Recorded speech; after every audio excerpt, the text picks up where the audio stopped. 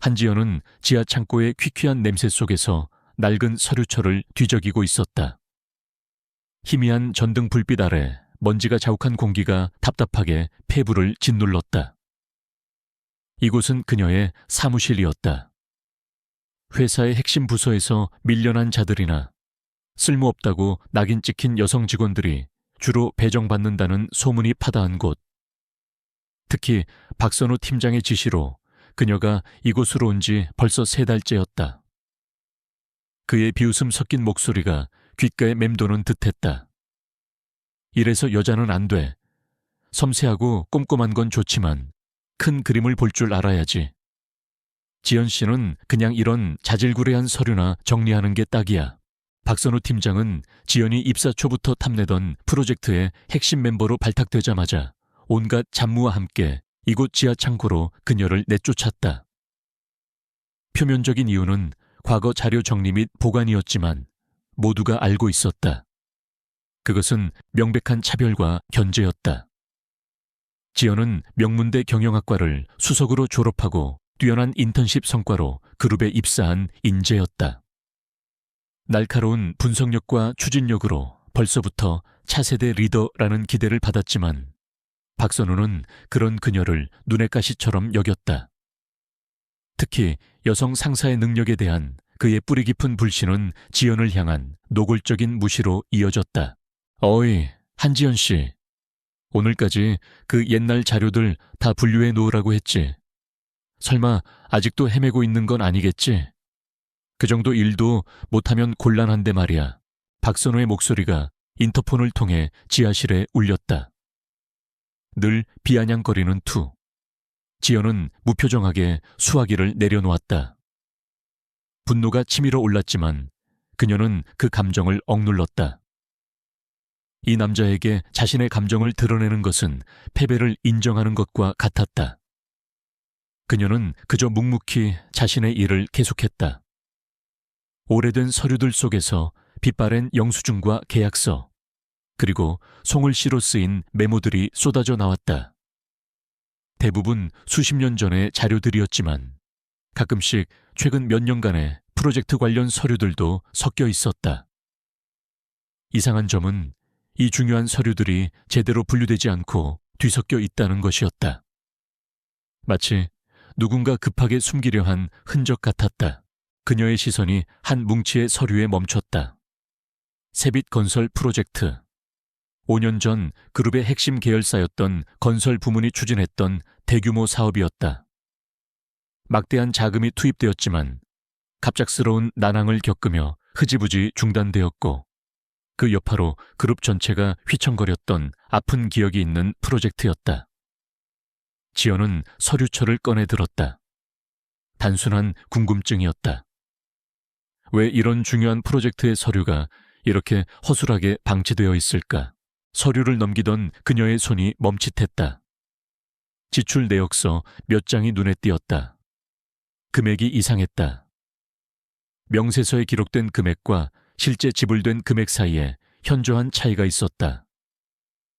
게다가 일부 영수증은 발행처가 불분명했고 몇몇 계약서에는 담당자 서명이 빠져 있었다. 지연의 날카로운 분석력이 본능적으로 경고음을 울렸다. 이건 단순한 실수나 누락이 아니다. 그 순간 지하실 문이 끼익 소리를 내며 열렸다. 지연은 깜짝 놀라 서류를 품에 숨겼다. 문틈으로 낡은 목줄이 달린 누런 시바견 한 마리가 빼꼼 고개를 내밀었다. 녀석은 지연을 한번 쓱 보더니 꼬리를 살랑이며 안으로 들어섰다. 레오키, 너 또 여기 왔어? 지연의 얼굴에 희미한 미소가 떠올랐다. 이 녀석은 언제부턴가 이 지하 창고에 들락거렸다. 처음에는 경비실에서 키우는 개라고 생각했지만 경비원 아저씨는 럭키가 떠돌이 개라고 했다. 하지만 럭키는 매일같이 지연의 주위를 맴돌았고 특히 그녀가 지하 창고에서 일하는 날이면 어김없이 찾아와 옆에 얌전히 앉아있곤 했다. 럭키는 마치 그녀의 감정을 읽는 듯했다. 그녀가 답답해하거나 화를 사귈 때면 코를 킁킁거리며 다가와 손을 핥거나 때로는 조용히 그녀의 무릎에 머리를 기댔다. 럭키의 존재는 지연에게 이 암울한 공간 속에서 유일한 위안이었다. 럭키는 지연의 발치에 앉아 그녀가 숨긴 서류철 쪽을 물끄러미 바라보았다. 마치 뭔가 중요한 것이라는 듯이. 지연은 럭키의 머리를 쓰다듬으며 다시 서류에 시선을 돌렸다. 세빛건설 프로젝트의 지출 내역서.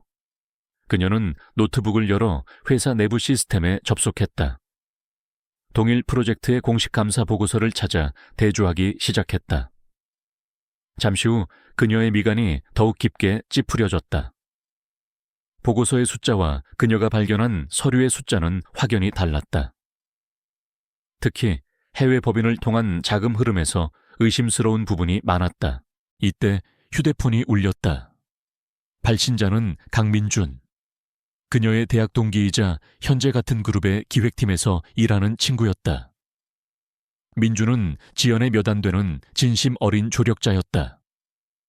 늘 그녀의 능력을 믿었고 박선우 팀장의 부당한 처사에 대해 함께 분노해 주었다. 지연아, 아직 지하에 있어?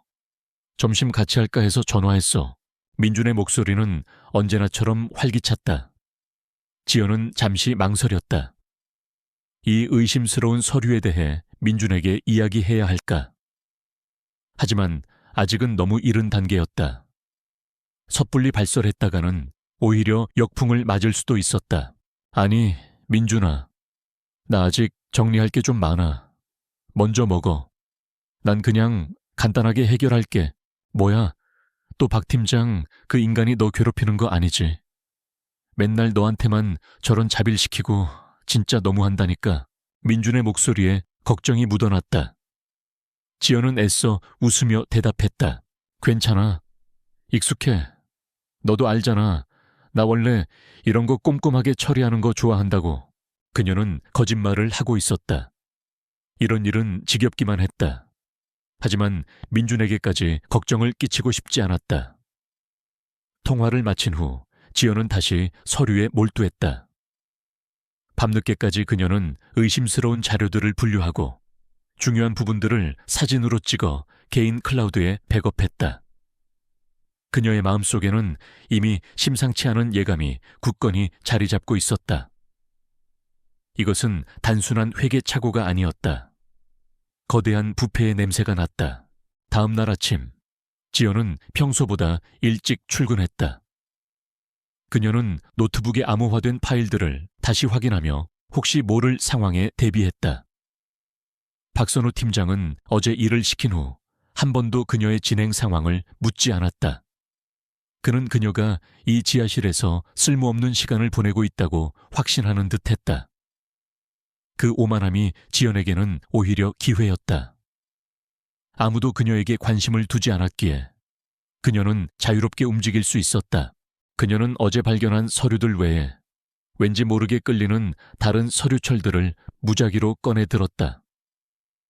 해외 투자 유치 보고서, 자회사 설립 관련 계약서, 모두 수년에서 십수년 전의 자료들이었다. 그녀는 그 서류들을 훑어보다가 특정 이름에 시선이 꽂혔다. 이재훈, 현재 그룹의 부사장 중 한 명이었다. 당시 그는 해외 사업본부의 실무 책임자였다. 세빛건설 프로젝트와도 연관이 있었다. 지연의 심장이 빠르게 뛰기 시작했다. 우연의 일치일까? 아니면 이 모든 것이 연결되어 있는 것일까? 그때 갑자기 지하실 문이 벌컥 열렸다. 박선우 팀장이 팔짱을 낀 채 서 있었다. 그의 얼굴에는 비웃음이 가득했다. 한지연 씨, 아직도 여기서 이러고 있어. 벌써 퇴근 시간인데. 내가 너무 많은 일을 줬나 보네. 그는 지연의 테이블 위를 흘끗 보았다. 그녀는 재빨리 보고 있던 서류를 팔로 가렸다. 박선우의 눈빛이 스쳐 지나갔지만 그는 대수롭지 않게 여겼다. 그에게 지연은 그저 아무것도 할 수 없는 무능한 여직원에 불과했으니까. 네, 팀장님, 거의 다 했습니다. 지연은 차분하게 대답했다. 박선우는 콧방귀를 뀌며 그녀의 대답을 비웃었다. 다 했다고? 그럼 가져와봐. 제대로 했는지 내가 직접 확인해 봐야겠군. 설마 엉망으로 해놓고 다 했다고 하는 건 아니겠지? 그게 바로 여자들의 문제야. 책임감이 없어. 그의 목소리에는 경멸이 뚝뚝 묻어났다. 지연은 이를 악물었다. 그녀는 자신이 분류한 서류철들을 들고 박선우 앞으로 향했다. 일부러 세빛건설 프로젝트와 이재훈 부사장의 이름이 적힌 서류들은 다른 서류철 밑에 교묘하게 숨겼다. 박선우는 대충 서류들을 뒤적였다. 예상대로 그는 제대로 확인조차 하지 않았다. 몇 장 넘기더니 이내 짜증스러운 표정을 지었다. 에휴, 한지연 씨. 내가 뭘 기대했겠어. 대충 넘겨. 나중에 다시 검토할 테니까. 내일부턴 새로운 업무 맡을 거야. 본사 로비 꽃꽂이 관리랑 임원들 커피 심부름. 한지연 씨처럼 섬세한 사람이 딱이지. 안 그래? 그의 말은 칼날처럼 지연의 심장을 꿰뚫었다. 꽃꽂이 관리와 커피 심부름. 이것은 명백한 모욕이었다.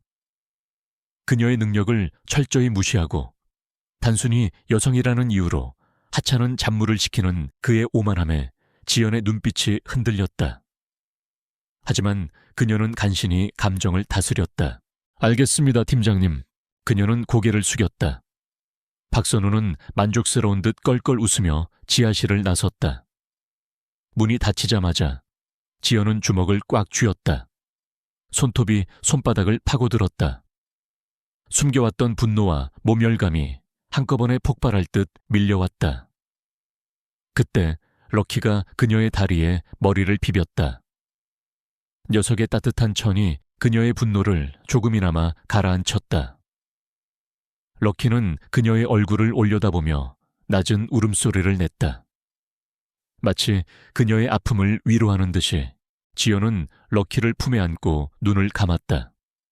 그녀는 결심했다. 박선우의 무시와 조롱을 견뎌내는 것만으로는 충분하지 않았다.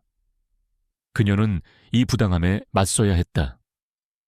그리고 그녀가 우연히 발견한 세빛건설 프로젝트의 비밀은 어쩌면 이 모든 것을 바꿀 열쇠가 될지도 모른다. 그녀의 직감은 확신으로 변했다. 이 모든 것이 연결되어 있었다. 박선우의 오만함, 이재훈 부사장의 이름, 그리고 과거에 은폐된 진실. 그녀는 이 모든 것을 밝혀내리라 다짐했다. 지연은 노트북을 다시 열었다. 그녀의 손은 더 이상 떨리지 않았다. 오히려 단단하고 결연했다. 그녀는 이제 더 이상 단순한 서류 정리 직원이 아니었다. 그녀는 진실을 파헤치는 사냥꾼이 되었다. 그리고 럭키는 그녀의 곁에서 조용히, 그러나 굳건히 그녀를 지켜보고 있었다. 지하실의 퀴퀴한 공기는 더 이상 그녀를 억압하지 못했다.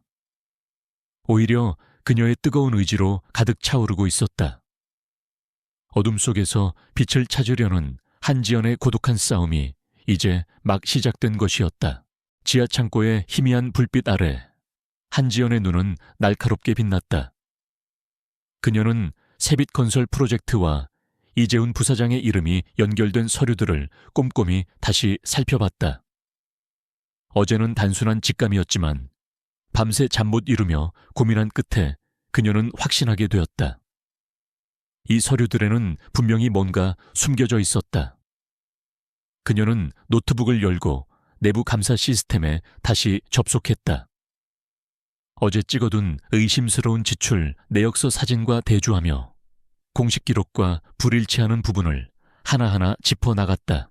이상한 점은 한두 가지가 아니었다. 특히 눈에 띄는 것은 해외 페이퍼 컴퍼니를 통한 거액의 자금 흐름이었다. 건설 프로젝트에 왜 이런 복잡한 자금 세탁 구조가 필요한가?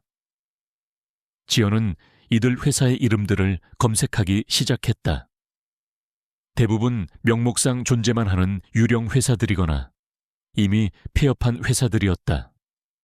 그러나 그중 한 회사의 이름이 그녀의 뇌리에 강하게 박혔다.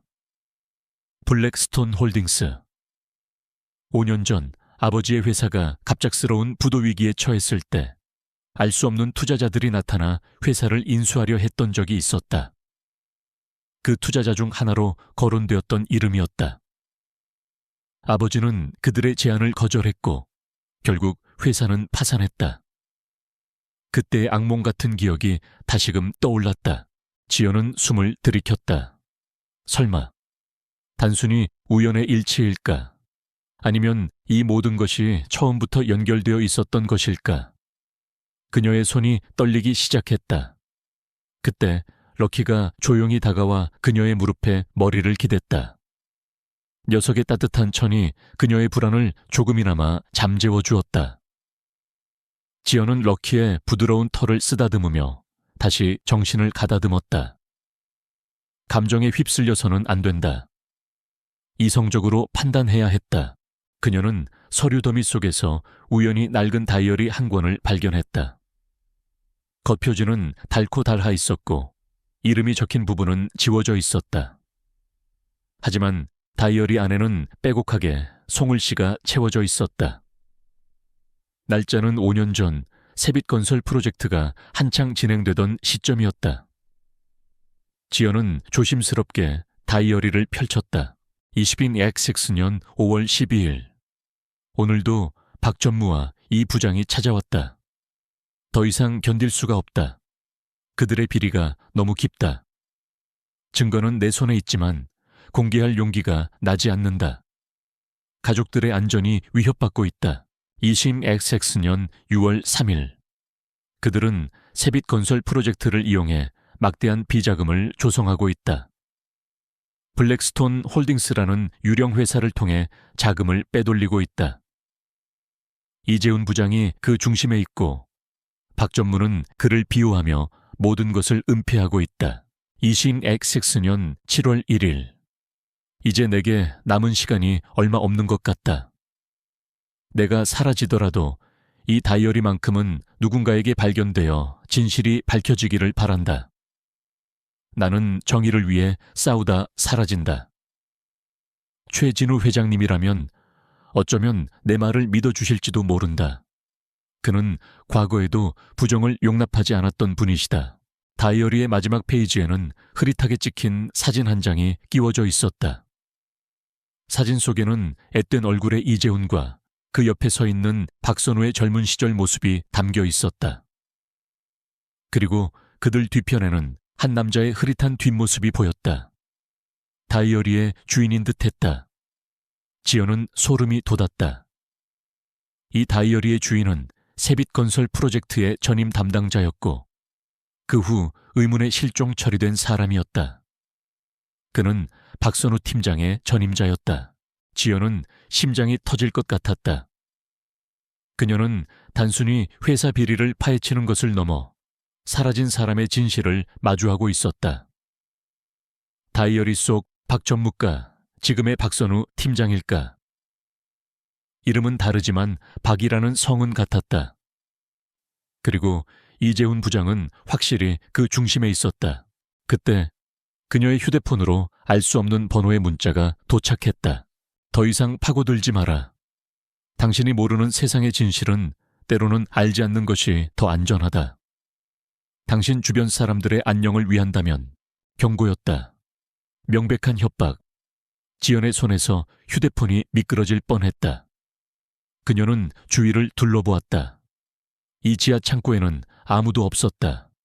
그런데 누가 그녀의 행동을 알고 있는 것인가? 그녀의 등골을 차가운 전율이 훑고 지나갔다. 럭키는 갑자기 으르렁거리기 시작했다. 지하실 문 쪽을 향해 연신 지저댔다. 지연은 깜짝 놀라 럭키를 진정시켰다.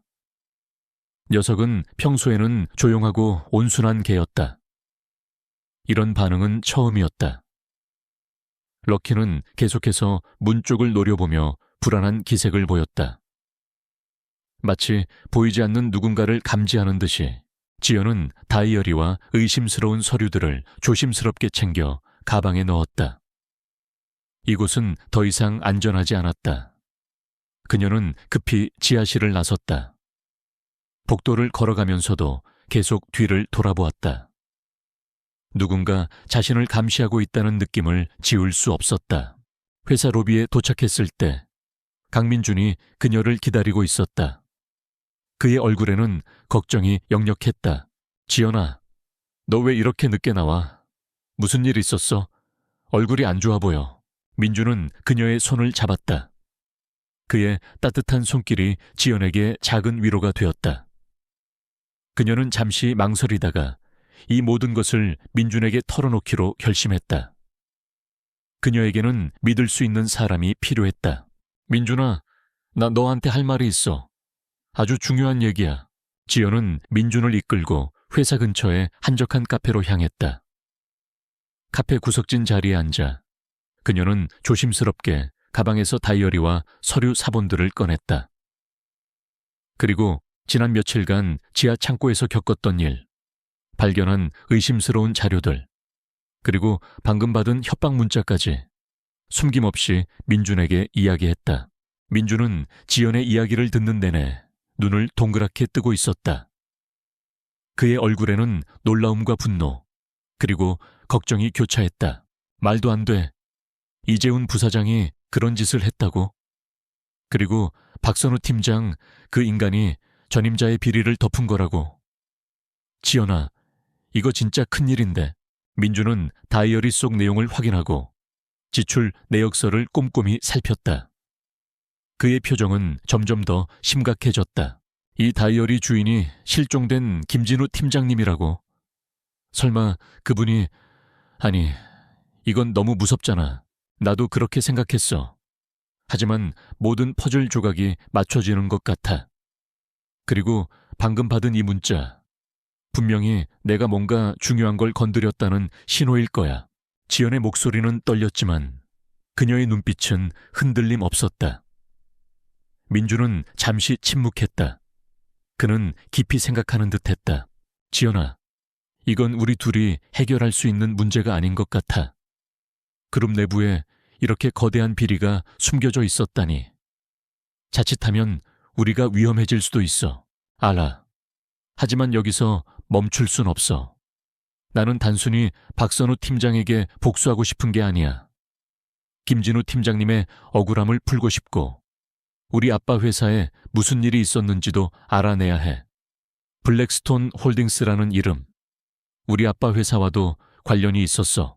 지연은 아버지의 회사가 파산했던 아픈 기억을 민준에게 털어놓았다. 민준은 그녀의 손을 잡았다. 알았어, 지연아. 내가 도와줄게. 혼자 두지 않을 거야. 하지만 좀 더 신중하게 움직여야 해. 누가 우리의 행동을 감시하고 있는지 모르니까. 그때 민준의 휴대폰이 울렸다. 발신자는 박선우 팀장이었다. 민준은 잠시 뜸을 들이더니 전화를 받았다. 네, 팀장님. 지금 지연이하고 같이 있어요. 아, 네. 지금 바로 가겠습니다. 민준의 얼굴이 굳어졌다. 지연아, 박 팀장이 지금 당장 오라고 그래. 급한 일이라고. 아마 네가 지하 창고에서 나온 걸 눈치챈 것 같아. 지연의 심장이 다시 조여들었다. 벌써 그녀의 행동을 알아챈 것인가. 괜찮아, 민준아. 일단 가자. 어차피 피할 수 없는 싸움이야. 두 사람은 서둘러 카페를 나섰다. 회사로 돌아가는 길 내내 지연은 럭키가 짖었던 순간을 떠올렸다. 럭키는 분명히 누군가의 존재를 감지하고 경고했던 것이 분명했다. 그들은 자신들이 감시당하고 있다는 사실을 깨닫지 못하고 있었다. 사무실에 도착하자마자 박선우 팀장이 두 사람을 기다리고 있었다. 그의 얼굴에는 냉소가 가득했다. 강민준 씨, 이제야 오나? 그리고 한지연 씨는 왜 아직까지 회사에 있는 거야? 업무 시간에 개인적인 잡담이나 늘어놓고 있었나 보네. 역시 여자들은 회사에 도움이 안 돼. 시간만 축내지. 그는 지연을 노골적으로 비난했다. 민준이 나서서 변명하려 했지만 지연이 그의 팔을 잡았다. 죄송합니다, 팀장님. 제가 민준 씨에게 부탁할 일이 있어서요. 지연은 차분하게 대답했다. 박선우는 비웃으며 테이블을 쾅 내리쳤다. 부탁할 게 있으면 내게 보고해야지. 멋대로 행동하지 마. 그리고 한지연 씨, 어제 정리하라고 한 서류들 제대로 다 정리한 거 맞나? 내가 보기에 뭔가 좀 부족한 것 같던데? 그의 눈빛이 매섭게 지연을 노려보았다. 지연은 그의 눈을 피하지 않았다. 네, 팀장님. 시키신 대로 정리했습니다. 혹시 어떤 부분이 부족하다고 생각하시는지 구체적으로 말씀해 주시면 감사하겠습니다. 지연의 침착한 방역에 박선우는 잠시 당황한 듯했다. 그는 곧 표정을 가다듬고 비웃었다. 비번뻔하군. 좋아. 그럼 내일 오전까지 어제 네가 정리한 모든 서류를 내 테이블에 올려놔. 내가 직접 하나하나 검토할 테니까. 만약 하나라도 부족하거나 내가 시킨 대로 하지 않았다면 그땐 각오하는 게 좋을 거야. 그의 목소리에는 위협이 담겨 있었다. 박선우는 민준을 향해 시선을 돌렸다. 강민준 씨는 앞으로 한지연 씨와 불필요한 접촉을 삼가도록. 그리고 자네의 본분이나 잊지 말고. 민준은 주먹을 꽉 쥐었지만 지연이 그의 팔을 잡고 고개를 끄덕였다. 그들은 박선우의 위협에 일단 물러설 수밖에 없었다. 사무실을 나서며 지연은 민준에게 속삭였다. 이제 시작이야, 민준아. 그들이 우리를 주시하고 있다는 게 확실해졌어. 지연아, 정말 괜찮겠어? 너무 위험한 길이야. 민준의 목소리에는 여전히 걱정이 가득했다. 어차피 잃을 것도 없어. 내가 멈춘다면 김진우 팀장님처럼 될 거야. 그리고 우리 아빠도 더 이상 그렇게 될 순 없어. 지연의 눈은 이미 결심으로 가득 차 있었다. 그녀는 지하 창고에서 찾아낸 다이어리와 서류들을 민준에게 넘겨주었다. 민준아, 이걸 너에게 맡길게. 혹시 내게 무슨 일이 생기더라도 이 진실만큼은 꼭 밝혀줘. 그리고 럭키, 그 녀석은 뭔가 아는 것 같아. 이상한 일이 생기면 럭키를 잘 살펴봐. 민준은 지연의 손에 들린 서류들을 받아 들었다. 그녀의 결연한 눈빛을 보며 그는 더 이상 말릴 수 없다는 것을 깨달았다. 민준은 고개를 끄덕였다. 알았어, 지연아. 내가 무슨 일이 있어도 이걸 지킬게. 그리고 너도 꼭 무사해야 해. 우리는 같이 이 싸움을 끝낼 거야. 두 사람은 헤어졌다. 지연은 다시 지하 창고로 향했다. 내일 박선우에게 보여줄 서류들을 준비해야 했다. 하지만 그녀의 머릿속은 온통 다이어리와 그 속에 담긴 충격적인 진실, 그리고 블랙스톤 홀딩스라는 이름으로 가득했다. 그녀는 이제 혼자가 아니었다. 민준이 있었다. 그리고 보이지 않는 곳에서 그녀를 지켜보는 듯한 럭키도 있었다. 그녀는 감시의 눈길 속에서 더욱 치밀하게 움직여야 했다. 조용한 밤, 지하 창고의 전등만이 외롭게 빛나고 있었다. 한지연은 박선우 팀장의 지시대로 본사 로비에 꽃꽂이를 새로 하고 임원들의 커피 심부름을 시작했다. 그녀의 손에서 섬세하게 다듬어진 꽃들은 로비를 화사하게 밝혔지만 그녀의 마음속은 여전히 어두웠다. 박선우는 그녀가 이런 하찮은 일에 묶여 중요한 정보에 접근하지 못할 것이라고 생각하는 듯했다. 그는 지연이 지나갈 때마다 비웃음 섞인 시선을 보냈고 일부러 들으라는 듯 큰 소리로 비아냥거렸다. 어이, 한지연 씨. 꽃꽂이 솜씨는 제법이네. 역시 여자는 이 정도가 딱이지. 회사에서 큰일 할 생각 말고 이런 재주나 잘 살려봐. 동료 직원들도 박선우의 편에 서서 그녀를 멀리했다. 한지연은 철저히 고립되었다. 하지만 그녀는 겉으로는 아무렇지 않은 척, 오히려 더 꼼꼼하고 완벽하게 자신의 잡무를 수행했다. 그녀의 침착함은 박선우를 더욱 자극하는 듯했다. 민준은 지연의 곁을 맴돌며 걱정스러운 눈빛을 보냈다. 그는 박선우의 감시 때문에 대놓고 지연을 돕지는 못했지만 틈틈이 쪽지를 건네거나 메신저를 통해 짧은 메시지를 주고받으며 그녀의 상황을 살폈다. 괜찮아? 박 팀장 또 너 괴롭히지? 괜찮아. 너무 걱정 마. 지연은 짧게 답장했다. 그녀는 민준이 위험에 처하는 것을 원치 않았다. 그들 모두가 박선우의 감시망 안에 있었다. 꽃꽂이를 하던 중 지연은 우연히 이재훈 부사장의 사무실 앞을 지나게 되었다. 문이 살짝 열려 있었고 안에서는 이재훈 부사장의 목소리가 들렸다. 그 한지연이라는 계집애 요즘 이상한 낌새를 보이던데. 박선우 팀장 제대로 감시하고 있는 거 맞지? 박선우의 목소리가 들렸다. 걱정 마십시오, 부사장님. 제가 지하 창고로 완전히 박아놨습니다.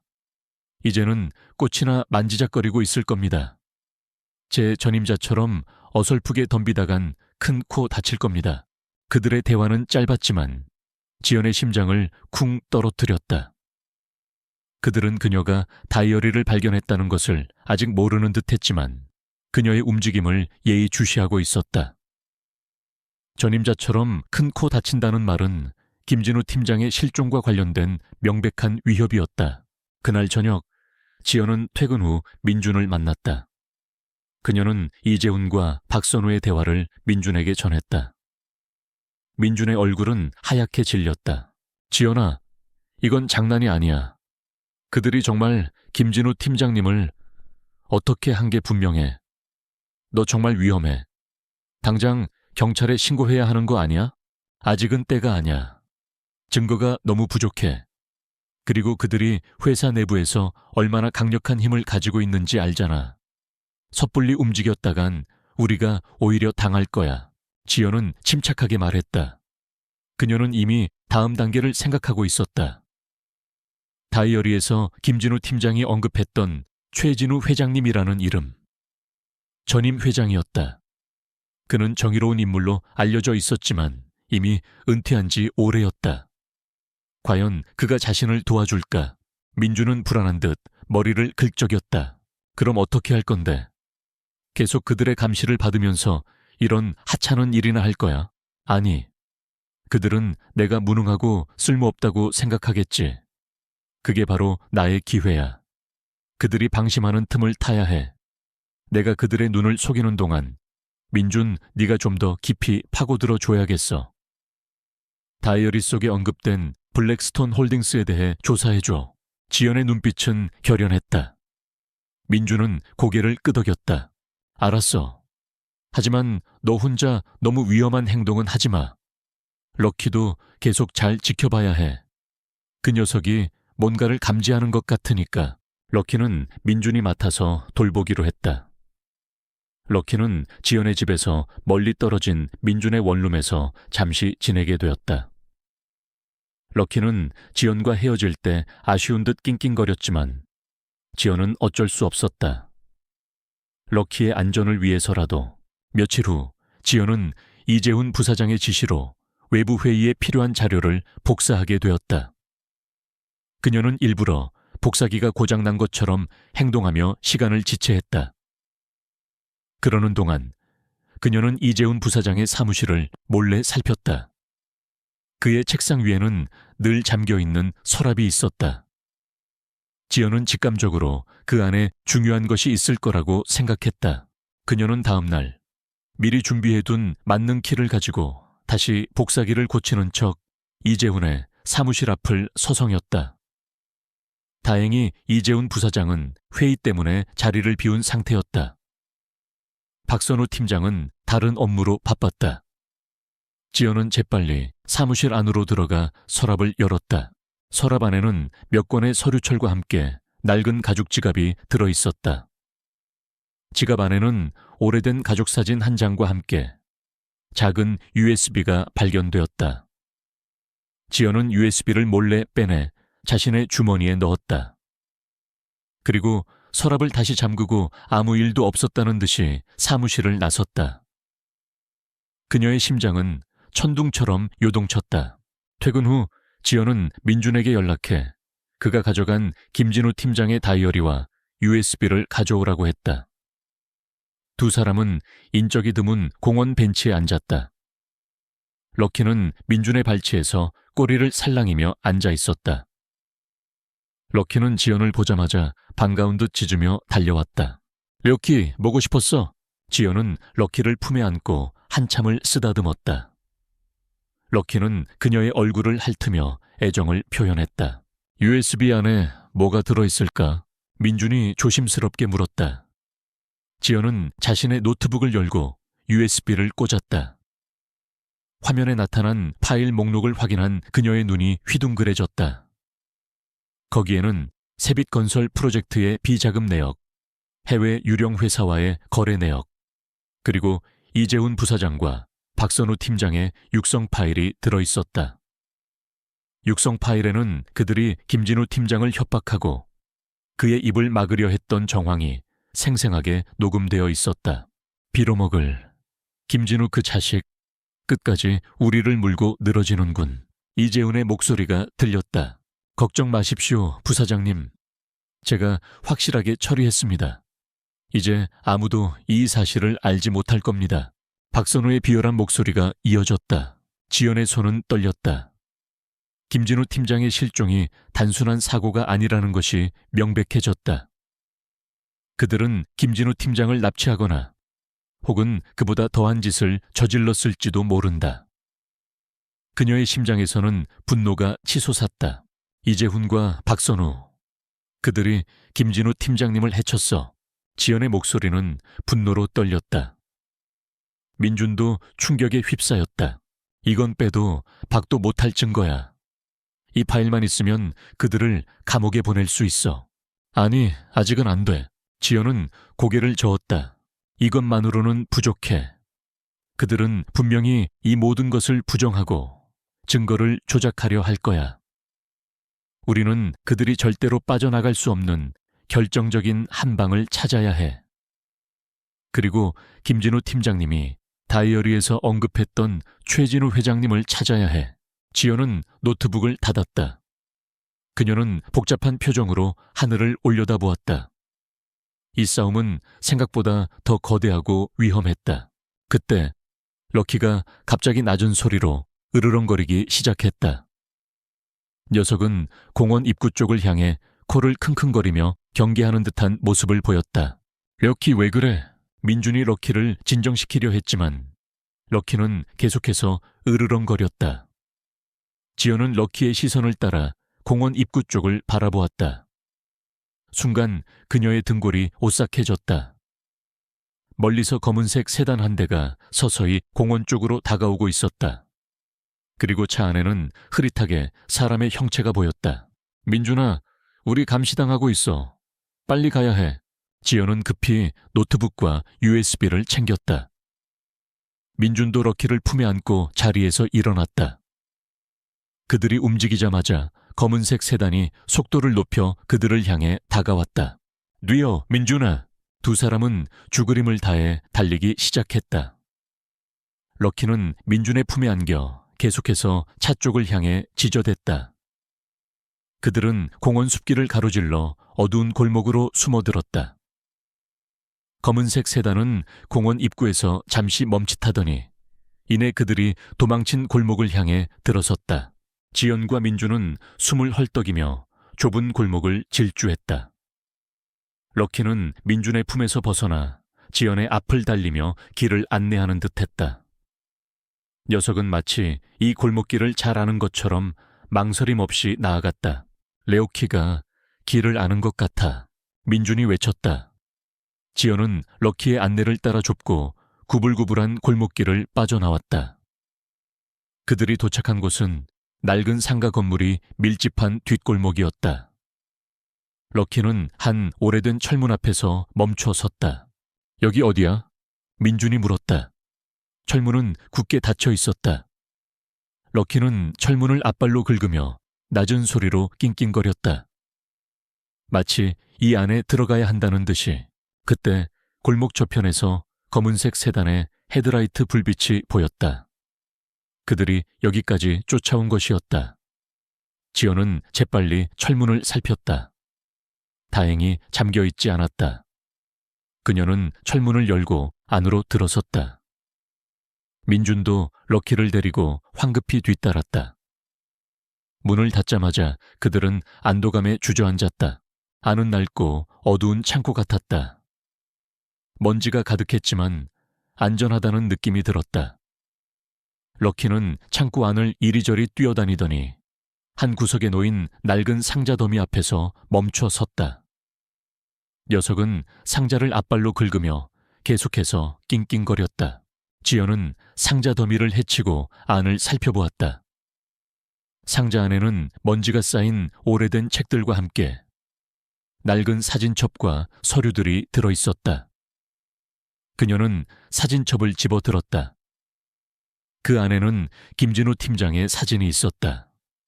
그리고 그 옆에는 최진우 회장으로 보이는 노년의 남자가 함께 환하게 웃고 있었다. 김진우 팀장님, 그리고 최진우 회장님, 지연의 눈빛이 흔들렸다. 럭키가 이곳으로 자신들을 이끌어온 것이었다. 이 창고는 김진우 팀장이 남긴 또 다른 비밀 장소임이 분명했다. 그리고 이 모든 것은 우연이 아니었다. 럭키는 김진우 팀장의 반려견이었을지도 몰랐다.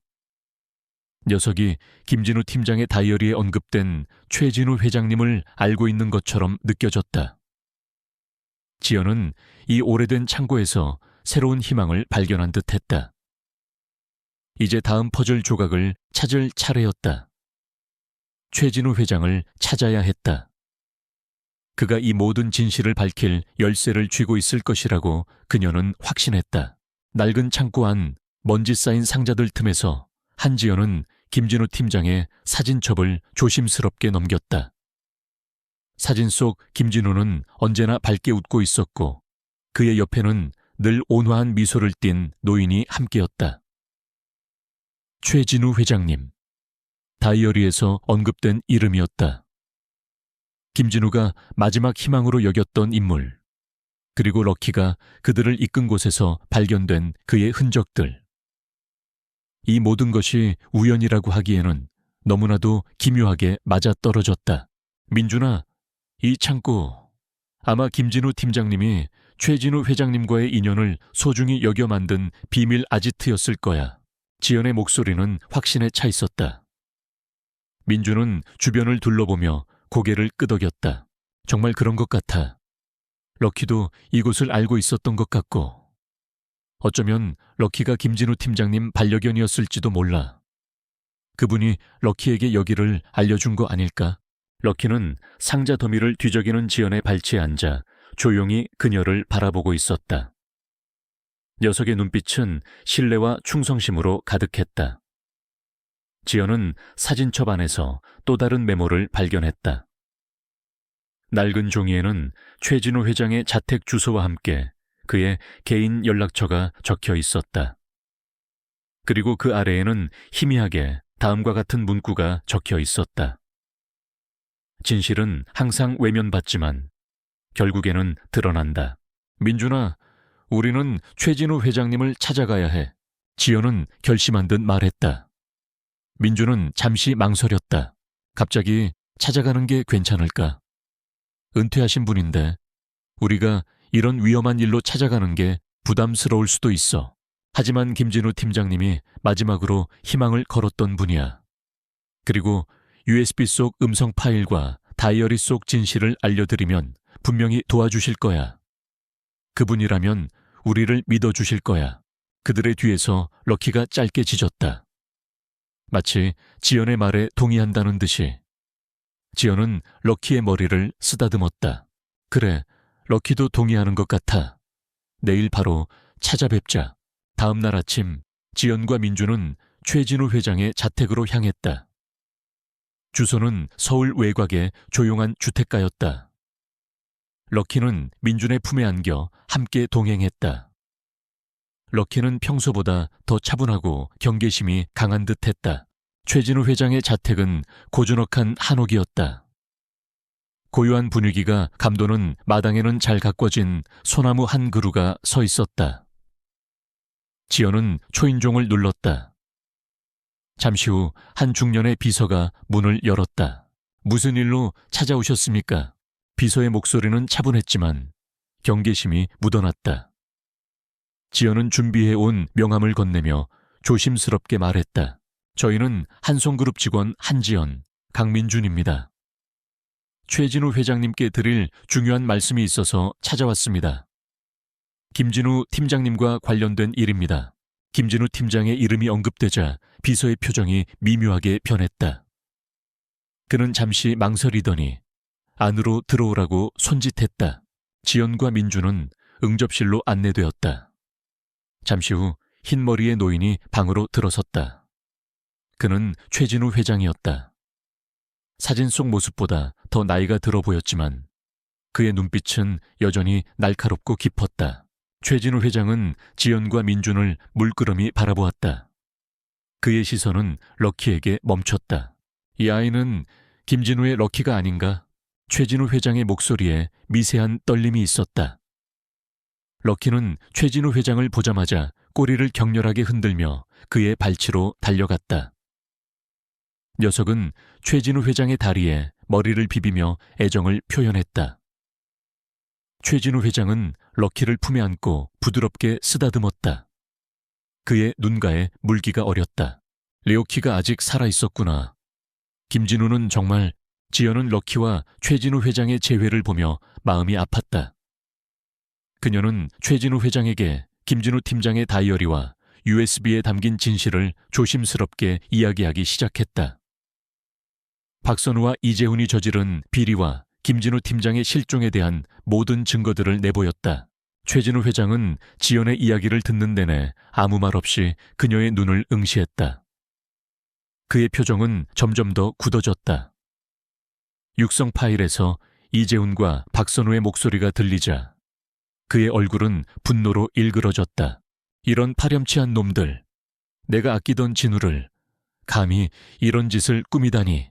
최진우 회장의 주먹이 부들부들 떨렸다. 그는 한숨을 길게 내쉬었다. 김진우는 나의 오른팔 같은 사람이었네.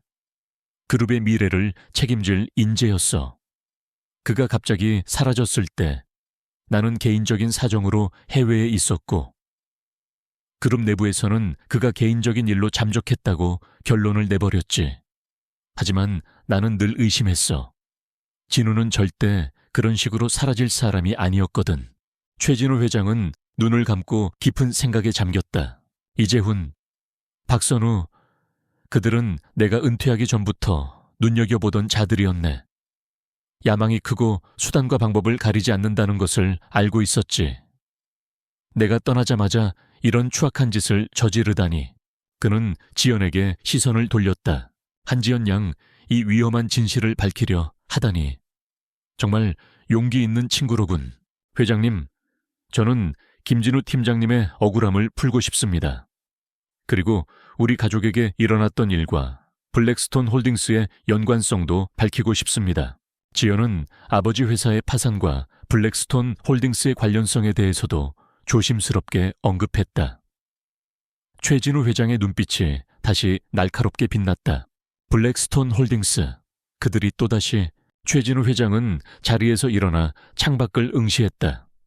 그의 뒷모습은 단호했다. 좋다. 한지연 양, 자네가 나에게 가져온 이 증거들은 아주 중요하네. 그리고 김진우의 유품인 이 다이어리와 럭키, 나는 자네를 믿겠네. 한송그룹의 뿌리 깊은 부패를 발본색권해야 할 때가 온 것 같군. 그는 지연에게 몸을 돌렸다. 하지만 명심하게. 이재훈 부사장과 박선우 팀장은 그렇게 만만한 상대들이 아니네. 그들은 그룹 내부에서 이미 강력한 세력을 구축했어. 우리가 움직인다는 것을 눈치채면 어떤 식으로든 방해하고 위협할 걸세. 자네는 이미 그들의 감시를 받고 있지 않나. 지연은 고개를 끄덕였다. 그녀는 이미 여러 차례 위협을 경험했다. 알고 있습니다, 회장님. 하지만 물러서지 않을 겁니다. 좋아.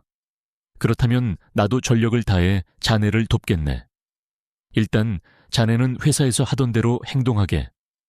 그들이 방심하게 만들어야 해. 나는 뒤에서 모든 것을 준비할 걸세.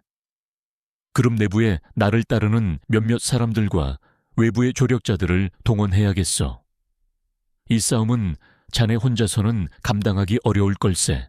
최진우 회장은 그의 비서에게 지시를 내렸다. 비서는 즉시 바쁘게 움직이기 시작했다. 지연은 최진우 회장의 단호한 모습에 안도감과 함께 새로운 희망을 느꼈다. 그녀는 드디어 강력한 조력자를 얻은 것이었다. 회장님, 정말 감사합니다. 천만에. 진실을 밝히는 것은 마땅히 해야 할 일이다. 그리고 김진우의 유지를 이어받는 것이기도 하고, 자네는 그룹의 미래가 될 제목이야. 이런 부정한 세력에 의해 좌절되어서는 안 되지. 최진우 회장은 지연을 깊은 눈빛으로 바라보았다. 그의 말에는 알 수 없는 의미가 담겨 있는 듯했다. 지연은 그의 말뜻을 완전히 이해할 수는 없었지만 그가 자신을 전적으로 신뢰하고 있음을 느낄 수 있었다. 럭키는 최진우 회장의 곁을 떠나지 않고 그의 발치에 얌전히 앉아 있었다. 마치 오랫동안 헤어졌던 가족을 다시 만난 듯한 모습이었다. 럭키의 존재는 최진우 회장에게도 그리고 지연에게도 큰 위안이자 상징적인 의미를 지녔다. 그날 밤 지연은 최진우 회장의 도움으로 민준과 함께 안전한 거처로 옮겼다. 이제 그들은 단순한 직원이 아니라 거대한 비리를 파헤치기 위해 은밀하게 움직이는 특수 요원처럼 되었다. 다음 날 회사로 출근한 지연은 평소와 다름없이 행동했다. 박선우 팀장은 그녀의 업무를 더욱 강도 높게 몰아붙였다. 한지연 씨, 오늘까지 임원들 커피 취향 전부 파악해서 보고하고 로비 꽃꽂이도 내가 지시한 스타일로 바꿔놔. 그리고 내일부터는 이사님들 차량 관리도 자네가 맡게 될 거야. 그의 목소리에는 여전히 무시와 조롱이 가득했다. 지연은 겉으로 드러내지 않았지만 그의 비열한 웃음 속에서 자신감과 오만함이 느껴졌다. 그들은 아직 최진우 회장이 움직이고 있다는 것을 꿈에도 생각지 못할 것이었다. 지연은 차분하게 대답했다. 알겠습니다, 팀장님. 시키신 대로 완벽하게 처리하겠습니다. 그녀의 말에 박선우는 비웃음 섞인 콧방귀를 뀌며 자신의 사무실로 들어섰다.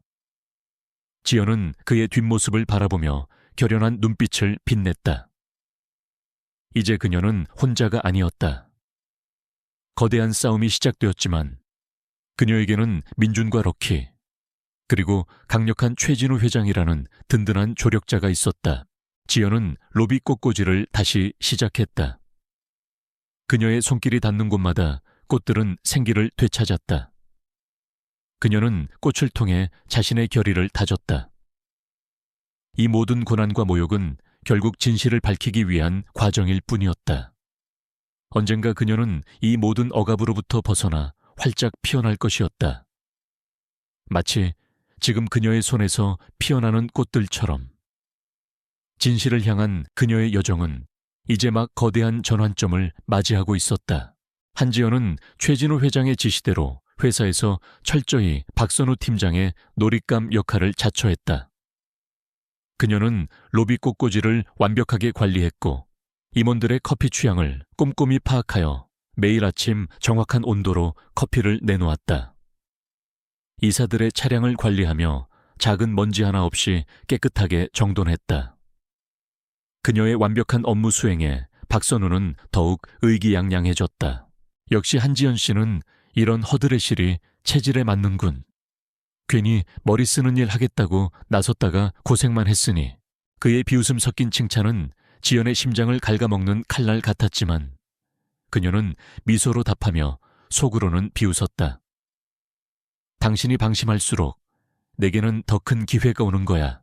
민주는 지연의 지시대로 블랙스톤 홀딩스에 대한 조사를 심화했다. 그의 오랜 인맥을 동원해 해외 법인 등록 서류와 자금 흐름을 추적했다. 며칠 밤낮 없이 자료를 뒤진 결과 그는 충격적인 사실을 밝혀냈다. 블랙스톤 홀딩스는 단순한 페이퍼 컴퍼니가 아니었다. 이재훈 부사장이 해외에 설립한 비자금 조성 통로였으며 그 돈은 수많은 프로젝트의 비리와 뇌물로 사용되었다는 증거가 드러났다. 더 나아가 블랙스톤 홀딩스가 과거 한지연 아버지의 회사를 인수하려 했던 배후 세력이었음도 확인되었다. 그들은 고의적으로 지연의 아버지 회사를 부도 위기로 몰아넣고 헐값에 인수하려 했던 것이었다. 지연아, 블랙스톤 홀딩스가 내 아버지 회사 파산에 직접적인 영향을 미쳤어. 그들이 고의적으로 자금줄을 막았고 너희 회사의 핵심 기술을 빼돌리려 했어. 민준의 목소리에는 분노가 서려 있었다. 지연은 이를 악물었다. 그녀의 가족에게 일어난 비극이 단순한 불운이 아니었다니. 이것은 복수를 넘어선 정의의 문제였다. 최진우 회장은 뒤에서 조용히 움직였다. 그는 그룹 내부에 아직 남아있는 충성스러운 인물들과 연락을 취했고 외부의 법률 전문가들과 회계사들에게 자문을 구하며 이재훈과 박선우의 비리를 낱낱이 파헤칠 준비를 했다. 럭키는 최진우 회장의 곁에서 그의 유일한 동반자가 되어 주었다. 녀석은 매일같이 최진우 회장의 서재에 앉아 그가 서류를 검토하는 동안 조용히 그의 발치에 엎드려 있었다. 럭키의 존재는 최진우 회장에게도 지연에게도 알 수 없는 위안과 용기를 주었다. 드디어 D-Day가 다가왔다. 이재훈 부사장이 주도하는 신사업 발표회의자 이사회가 열리는 날이었다. 박선우 팀장은 들뜬 얼굴로 프레젠테이션을 준비하고 있었다. 그는 이 신사업을 통해 자신의 입지를 더욱 확고히 할 것이라고 확신하는 듯했다. 지연은 박선우의 지시로 발표회장 입구에서 참석자들을 안내하는 역할을 맡았다. 그녀의 존재는 마치 투명인간 같았다. 아무도 그녀를 주목하지 않았다. 최진우 회장은 지연에게 마지막 당부를 했다. 한지연 양, 절대로 서두르지 말게. 그들은 자네가 움직이는 것을 눈치채는 순간 모든 것을 뒤집으려 할 걸세. 결정적인 순간까지 침착함을 잃지 말게. 지연은 고개를 끄덕였다. 그녀의 심장은 긴장감으로 빠르게 뛰었지만 겉으로는 평온을 유지했다. 발표회가 시작되고 이재훈 부사장이 연단에 올랐다. 그는 유창한 언변으로 신사업의 비전을 제시했다. 그의 자신감 넘치는 모습은 마치 모든 것을 손안에 쥐고 있는 듯했다. 그 옆에는 박선우 팀장이 뿌듯한 표정으로 서 있었다. 지연은 회의실 뒤편, 가장 구석진 자리에 앉아 있었다. 그녀의 손에는 작은 USB가 쥐어져 있었다. 민주는 회의실 문 밖에서 대기하며 최진우 회장과 연락을 주고받고 있었다. 럭키는 민준의 발치에 앉아 회의실 문을 뚫어지라 응시하고 있었다. 녀석의 눈빛은 무언가를 경계하는 듯 날카로웠다. 프레젠테이션이 절정에 달했을 때 이재훈 부사장이 자신만만하게 질문을 받겠다고 했다. 몇몇 이사들이 형식적인 질문을 던졌다. 분위기는 화기애애했다. 박선우는 승자의 미소를 띠고 있었다. 그때 지연이 조용히 손을 들었다. 그녀의 행동에 회의실 안에 모든 시선이 집중되었다. 박선우는 어이없다는 듯 그녀를 노려보았다. 한지연 씨, 자네가 왜 여기에, 그리고 대체 무슨 질문을 하려는 건가? 박선우의 목소리에는 분노와 함께 당황스러움이 섞여 있었다. 이재훈 부사장도 미간을 찌푸렸다. 그는 지연의 존재를 완전히 잊고 있었다. 지연은 천천히 자리에서 일어나 연단으로 걸어나갔다. 그녀의 걸음은 흔들림 없었고 그녀의 눈빛은 이재훈과 박선우를 똑바로 응시했다. 회의실 안에는 정적이 흘렀다. 부사장님, 팀장님, 제가 오늘 이 자리에 온 것은 단순히 질문을 하기 위함이 아닙니다. 지연의 목소리는 차분했지만 회의실 안에 울려 퍼졌다. 그녀는 손에 쥐고 있던 USB를 들어 올렸다. 저는 이 자리에 계신 모든 분들께 그리고 한송그룹의 미래를 위해 감춰졌던 진실을 밝히고자 합니다. 박선우의 얼굴이 하얗게 질렸다. 이재훈 부사장의 눈빛도 흔들렸다. 그들은 지연의 손에 들린 USB를 보고 직감적으로 무언가 잘못되었음을 깨달았다. 무슨 헛소리를 하는 거야, 한지연. 당장 거기서 내려와. 박선우가 소리쳤다. 이사들 사이에서도 술렁거림이 시작되었다. 지연은 그들의 말을 무시하고 연단 옆에 놓인 노트북에 USB를 꽂았다. 5년 전 세빛건설 프로젝트는 막대한 비자금 조성에 이용되었습니다. 그리고 그 배후에는 이재훈 부사장님과 박선우 팀장님이 계셨습니다. 그녀의 말이 끝나기가 무섭게 노트북 화면에 숨겨진 파일들이 나타났다. 그녀는 능숙하게 조작하여 비자금 내역서와 해외 유령 회사와의 거래 내역, 그리고 이재훈과 박선우의 육성 파일을 재생했다. 육성 파일에서 이재훈과 박선우의 목소리가 회의실 안에 생생하게 울려 퍼졌다. 김진우 팀장을 협박하고 증거를 은폐하려 했던 그들의 대화가 여과 없이 흘러나왔다. 김진우 그 자식, 끝까지 우리를 물고 늘어지는군. 걱정 마십시오, 부사장님. 제가 확실하게 처리했습니다. 이제 아무도 이 사실을 알지 못할 겁니다. 회의실 안은 순식간에 아수라장으로 변했다. 이사들은 충격에 휩싸여 서로의 얼굴을 바라보았다. 이재훈 부사장의 얼굴은 불그락푸르락 변했다. 박선우는 식은땀을 흘리며 연단 위로 뛰어올라 지연에게 달려들었다. 이 미친 여자, 당장 꺼. 박선우가 지연의 노트북을 뺏으려 했지만 지연은 재빨리 몸을 피했다. 그녀는 민준에게 눈짓을 보냈다. 민준은 회의실 문을 열고 안으로 들어섰다. 럭키는 민준의 발치에서 으르렁거리며 박선우를 향해 경계심을 드러냈다. 이재훈 부사장님, 박선우 팀장님, 이 모든 증거는 여러분의 범죄를 명백히 보여주고 있습니다. 또한 이 블랙스톤 홀딩스라는 유령 회사가 저희 아버지의 회사를 파산으로 몰아넣고 핵심 기술을 빼돌리려 했던 사실 또한 밝혀졌습니다. 지연의 말에 이재훈 부사장은 완전히 이성을 잃었다. 한지연, 이 계집애가 감히 당장 경비를 불러. 그는 소리쳤지만 아무도 움직이지 않았다. 이사들은 모두 혼란과 충격에 빠져 있었다. 박선우는 분노에 차서 지연의 멱살을 잡았다. 네가 뭘 안다고 짓거리는 거야. 이 모든 건 조작된 거야. 너 같은 계집애가 어디서 감히. 그는 지연의 얼굴에 침을 뱉으며 모욕했다. 지연은 그의 손을 뿌리치며 단호하게 말했다. 조작이 아닙니다. 이 모든 증거는 진실을 말하고 있습니다. 그리고 저는 더 이상 팀장님의 무시와 조롱을 견디지 않을 겁니다. 오늘은 팀장님이 저에게 무릎 꿇는 날이 될 겁니다. 그녀의 눈빛은 불꽃처럼 타올랐다. 그때 럭키가 갑자기 회의실 한 구석에 있는 화분 쪽으로 달려갔다. 녀석은 화분을 킁킁거리며 지저댔다. 민주는 럭키의 행동에 의아해하며 화분 쪽으로 다가갔다. 럭키는 화분 밑 흙을 앞발로 파헤치기 시작했다. 럭키 왜 그래? 민주는 럭키가 파낸 흙 속에서 작은 금속 상자를 발견했다. 그는 상자를 열었다. 그 안에는 또 다른 USB와 함께 낡은 편지 한 통이 들어있었다. 럭키는 그것을 보자마자 꼬리를 격렬하게 흔들었다. 아, 이게 뭐야? 민주는 USB를 들고 지연에게 건넸다. 지연은 재빨리 그 USB를 노트북에 꽂았다. 화면에는 최종 증거라는 파일명과 함께 이재훈 부사장과 관련된 또 다른 은밀한 계약서들과 계좌 내역들이 나타났다. 거기에는 이재훈이 그룹의 핵심 기술을 해외 경쟁사에 불법적으로 유출하려 했던 정황까지 담겨 있었다. 그리고 편지는 김진우 팀장이 최진우 회장에게 보내는 마지막 유언 같은 편지였다.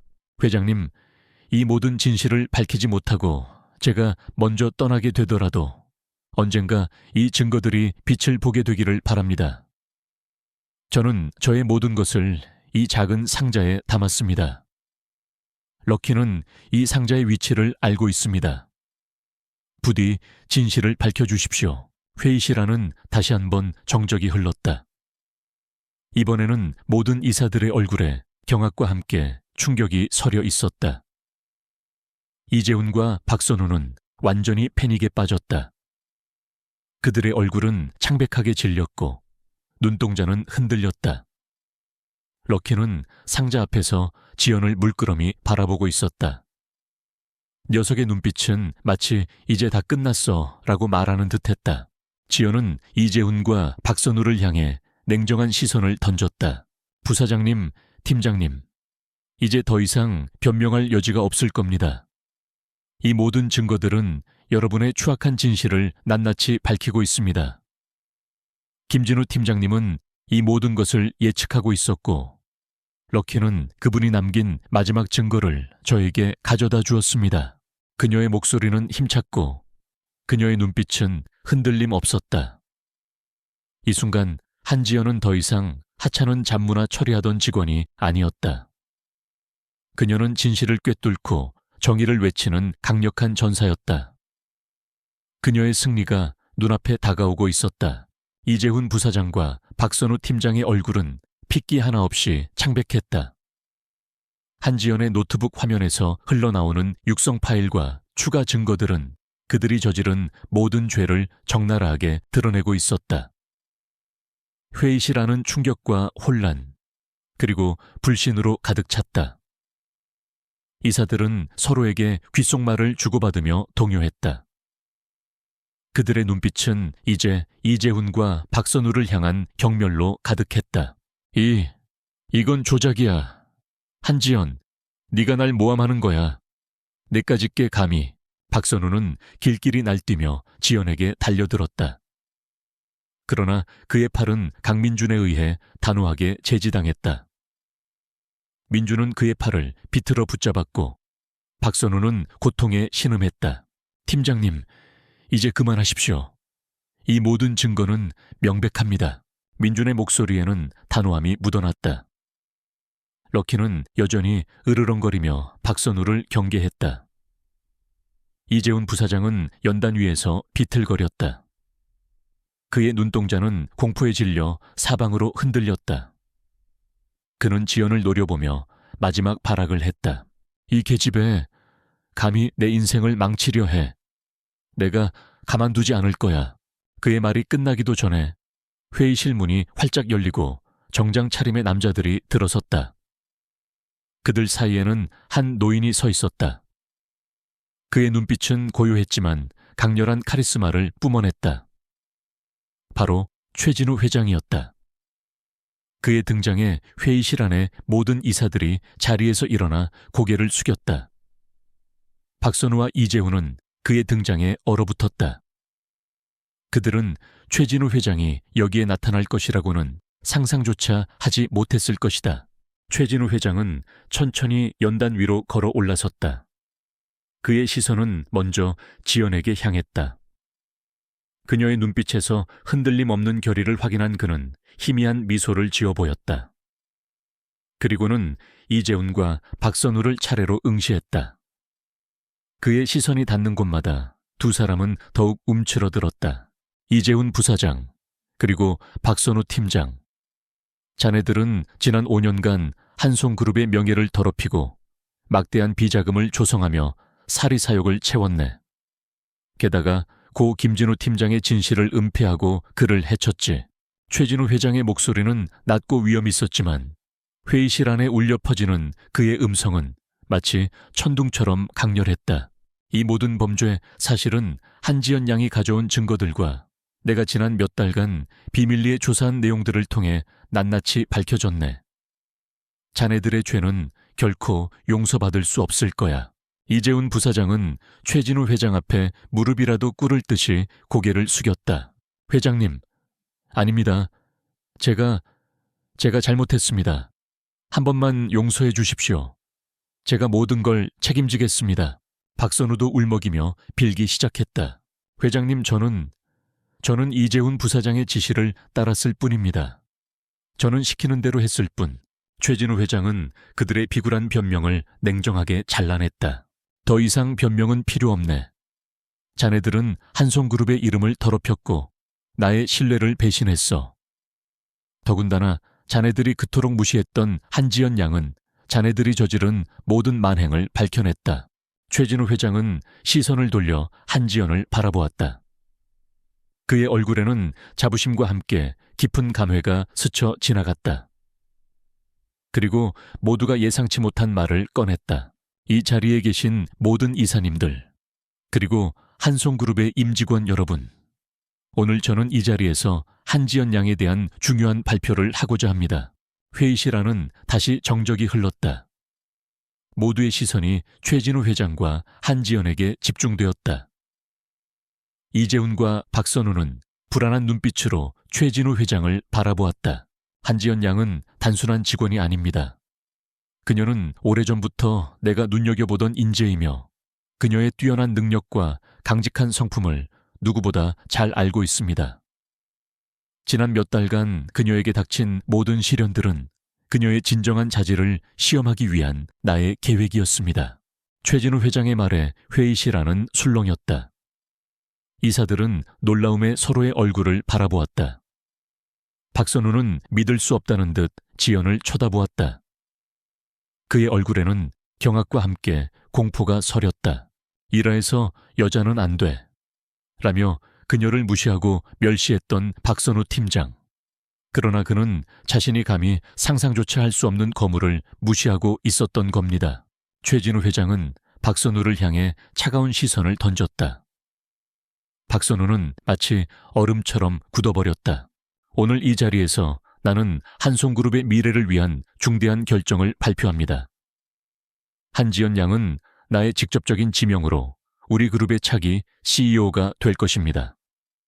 최진우 회장의 마지막 말이 회의실 안에 우렁차게 울려 퍼졌다. 이분은 우리 그룹의 차기 CEO이십니다. 그 한마디에 회의실은 폭풍전야처럼 요동쳤다. 이사들은 일제히 경악했고 일부는 믿을 수 없다는 듯 입을 벌렸다. 박선우는 그 자리에서 주저앉았다.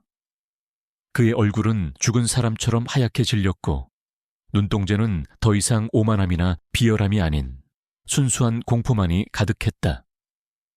그가 그토록 무시하고 멸시했던 여성이, 감히 자신을 비웃었던 대상이, 이제는 자신의 모든 것을 결정할 수 있는 그룹의 차기 CEO가 된 것이었다. 지연은 순간적으로 숨을 멈췄다. 예상치 못한 최진우 회장의 발표에 그녀 역시 놀랐다. 하지만 이내 그녀의 눈빛은 단호해졌다. 그녀는 자신이 이 자리에 설 자격이 충분하다는 것을 알고 있었다. 럭키는 최진우 회장과 지연의 발치에 앉아 조용히 두 사람을 번갈아 바라보았다.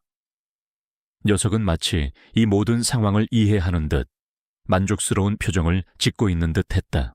최진우 회장은 이재훈과 박선우를 향해 손짓했다. 정장 차림의 남자들이 두 사람을 끌어냈다. 이재훈은 저항했지만 그의 발악은 아무 소용이 없었다. 박선우는 넋나간 사람처럼 끌려나갔다. 그들의 추악한 비리는 이제 만천에 드러났고 그들은 한순간에 모든 것을 잃었다. 최진우 회장은 다시 지연을 향해 몸을 돌렸다. 한지연 차기 CEO. 이재훈과 박선우가 저지른 모든 비리와 관련된 자료들을 경찰과 검찰에 넘기고 한송그룹 내부의 모든 부정을 뿌리 뽑아 주십시오. 그리고 김진우 팀장의 억울함을 낱낱이 밝혀주십시오. 네, 회장님. 반드시 그렇게 하겠습니다. 지연의 목소리에는 흔들림 없는 결의가 담겨 있었다. 이사들은 이제 새로운 CEO에게 고개를 숙였다. 그들의 눈빛에는 존경과 함께 두려움이 섞여 있었다. 지연은 연단에 서서 회의실 안을 둘러보았다. 그녀의 시선은 한때 자신을 무시하고 비웃었던 모든 이들을 스쳐 지나갔다. 이제 그녀는 그들의 위에 서 있었다. 권력의 최정점에. 민주는 회의실 뒤편에서 감격스러운 눈으로 지연을 바라보았다. 그의 눈가에는 뜨거운 눈물이 맺혔다. 그는 지연의 오랜 친구이자 가장 든든한 조력자였다. 지연의 승리는 곧 그의 승리이기도 했다. 럭키는 그의 발치에서 꼬리를 흔들며 함께 기뻐하는 듯했다. 발표회가 끝나고 지연은 최진우 회장과 단둘이 회장실로 향했다. 회장실 창밖으로는 서울의 빌딩 숲이 한눈에 들어왔다. 최진우 회장은 창밖을 바라보며 깊은 숨을 내쉬었다. 지연 양, 나의 지명이 너무 갑작스러웠을 수도 있겠군. 아닙니다, 회장님. 다만 이렇게까지 저를 믿어주실 줄은 몰랐습니다. 나는 자네의 능력을 믿었을 뿐이네. 그리고 자네의 정의로운 마음을 믿었지. 무엇보다 자네는 김진우의 마지막 희망이자 우리 그룹의 잃어버린 양심을 되찾아줄 유일한 사람이었네. 최진우 회장은 지연의 어깨를 두드렸다. 이 모든 것은 시작일세. 앞으로 자네 앞에는 험난한 길이 펼쳐질 걸세. 한송그룹을 정화하고 과거의 그림자를 완전히 걷어내야 해. 쉽지 않을 걸세. 각오하고 있습니다. 회장님, 지연의 목소리에는 결연함이 묻어났다. 최진우 회장은 희미하게 미소 지었다. 그리고 자네 아버지의 회사 문제. 그 역시 이재훈 일당의 지시였네. 나는 그 사실을 알고 있었지만 당시에는 은퇴를 앞두고 있었고 그들의 세력이 너무 강성에 나서기 어려웠네. 미안하네. 지연 양. 아닙니다, 회장님. 이제라도 진실이 밝혀진 것에 감사합니다. 지연의 눈가에 눈물이 맺혔다. 아버지의 억울함이 이제야 풀리는 순간이었다. 그녀는 최진우 회장에게 깊이 고개 숙였다. 최진우 회장은 럭키를 불렀다. 럭키는 그의 품으로 달려와 안겼다. 레오키는 김진우의 마지막 유산이지. 그가 사라진 후 럭키는 한동안 김진우가 비밀 아지트로 사용하던 창고 주변을 맴돌았네. 나는 럭키가 그곳을 지키고 있다는 것을 어렴풋이 짐작하고 있었지만 차마 직접 찾아갈 용기가 나지 않았네. 그러던 중 자네가 럭키를 만났고 진실을 밝혀내었지. 럭키는 자네에게 김진우의 의지를 전달해 준 거야. 최진우 회장의 말에 지연은 럭키를 쓰다듬었다. 럭키는 그녀의 손길에 만족스러운 듯 눈을 감았다. 럭키는 단순한 반려견이 아니었다. 그는 진실을 향한 길을 안내하는 수호자였고 과거와 현재를 잇는 중요한 연결고리였다. 그날 이후 한송그룹은 대대적인 개혁에 들어갔다. 이재훈 부사장과 박선우 팀장을 비롯한 연루자들은 모두 구속되었고 엄정한 법의 심판을 받게 되었다. 언론은 한송그룹의 비리 사건과 함께 한지연이라는 젊은 여성이 차기 CEO로 발탁된 파격적인 인사에 주목했다. 한지연은 그룹의 모든 시스템을 투명하게 바꾸고 임직원들의 복지와 권익을 강화하는 데 힘썼다. 그녀는 특히 여성 직원들에 대한 차별을 없애고 능력 있는 인재들이 공정하게 평가받을 수 있는 환경을 만들었다. 그녀의 리더십 아래 한송그룹은 점차 과거의 오명을 벗고 새로운 이미지로 거듭났다. 민주는 한지연의 든든한 비서실장이 되어 그녀의 곁에서 모든 일을 도왔다. 그는 지연의 비전을 가장 잘 이해하고 지지하는 사람이었다. 럭키는 최진우 회장의 집과 지연의 사무실을 자유롭게 오가며 그룹의 마스코트가 되었다. 녀석은 이제 모두에게 사랑받는 존재였다. 한지연은 가끔 지하 창고를 찾았다.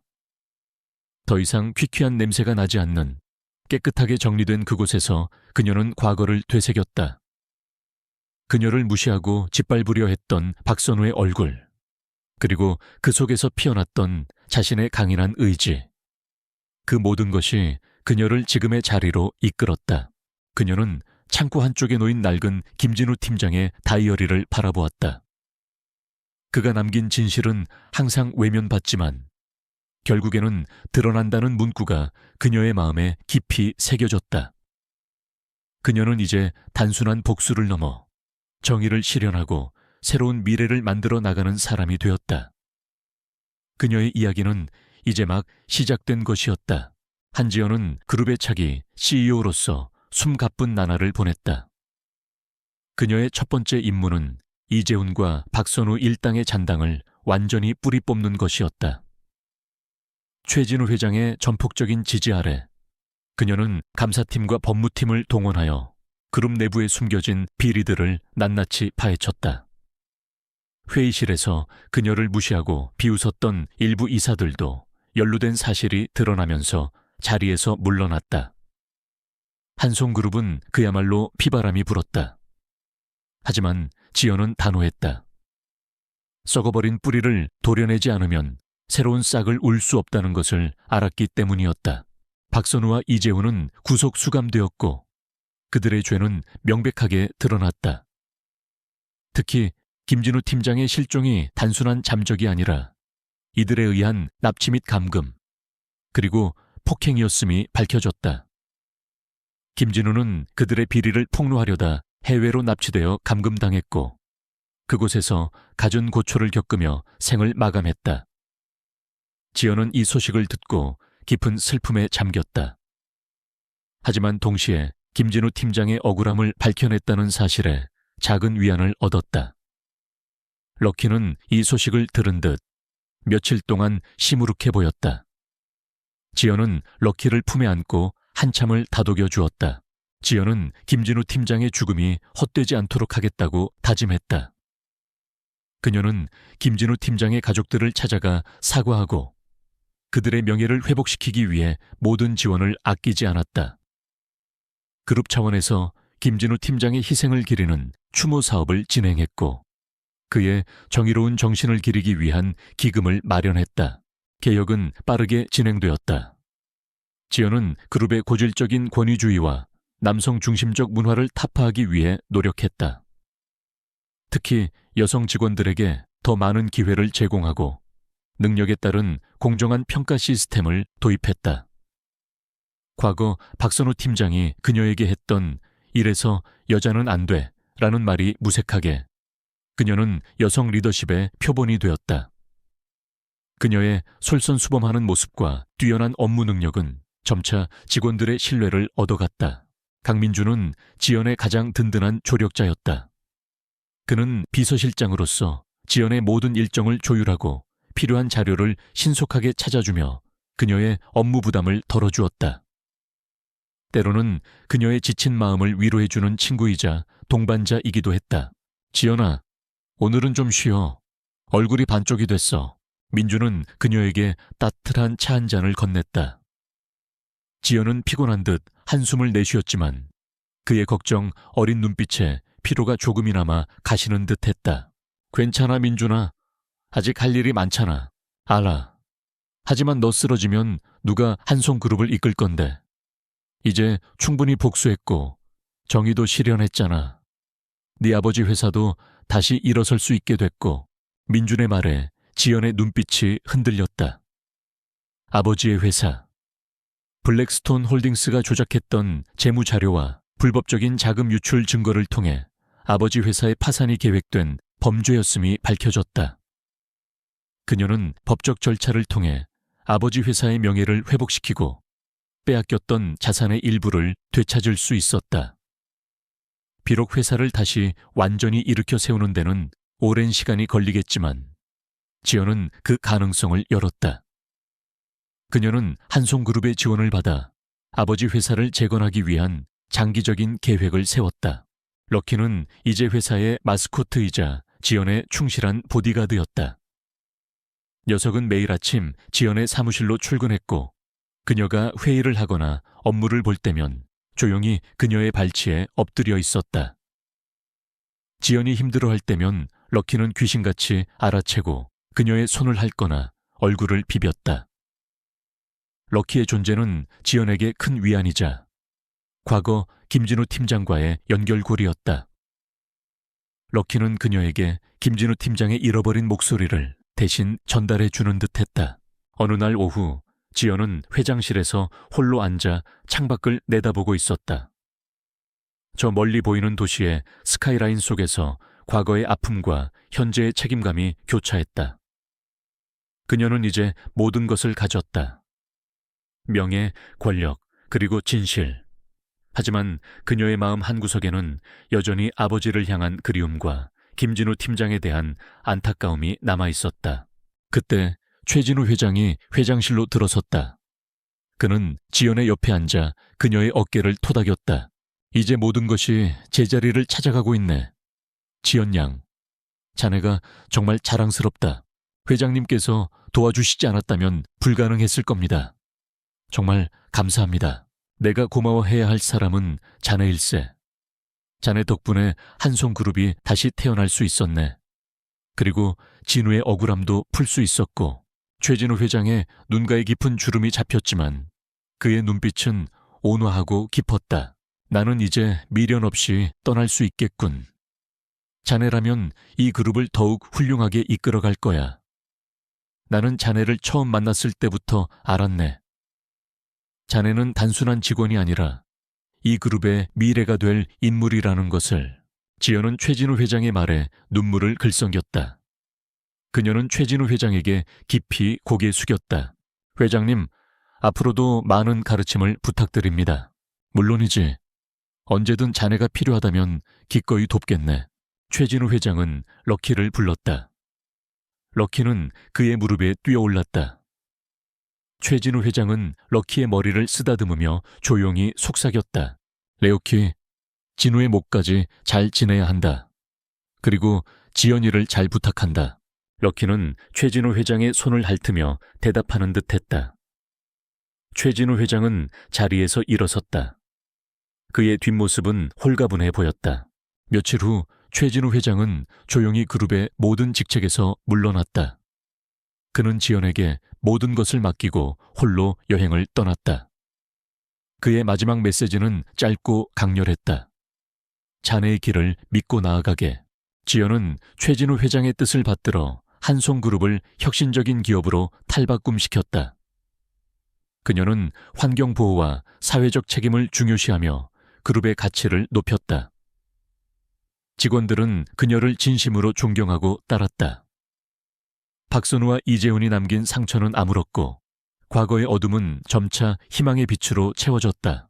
시간이 흘러 지연은 그룹의 확고한 CEO로 자리매김했다. 그녀는 매년 김진우 팀장의 추모식을 열었고 그의 이름은 그룹의 역사에 영원히 새겨졌다. 그녀는 자신이 걸어온 길을 잊지 않았다. 지하 창고의 퀴퀴한 냄새 속에서 시작된 고독한 싸움, 박선우의 비열한 조롱, 그리고 럭키가 가져다 준 작은 희망. 그 모든 것이 그녀를 강하게 만들었다. 어느 맑은 가을날, 지연은 민준과 럭키와 함께 김진우 팀장이 남긴 비밀 창고를 찾았다. 창고는 깨끗하게 정비되어 있었고 김진우 팀장의 유품들이 정성스럽게 보관되어 있었다. 지연은 낡은 다이어리를 꺼내 들었다. 마지막 페이지에 적힌 김진우 팀장의 글귀를 다시 한번 읽었다. 진실은 항상 외면받지만 결국에는 드러난다. 팀장님, 드디어 진실이 밝혀졌어요. 그리고 저희는 팀장님이 원하시던 대로 정의를 실현했습니다. 지연의 눈가에 눈물이 흘렀지만 그녀의 얼굴에는 평화로운 미소가 번졌다. 민주는 그녀의 어깨를 감싸 안았다. 럭키는 상자 더미 위에 앉아 조용히 지연을 바라보았다. 녀석의 눈빛은 깊고 온화했다. 지연은 자신의 손에 들린 다이어리와 럭키를 번갈아 보았다. 이 모든 것의 시작이었던 그 만남. 럭키는 단순한 개가 아니었다. 그는 진실의 수호자였고 희망의 메신저였으며 그녀가 나아가야 할 길을 알려준 영혼의 동반자였다.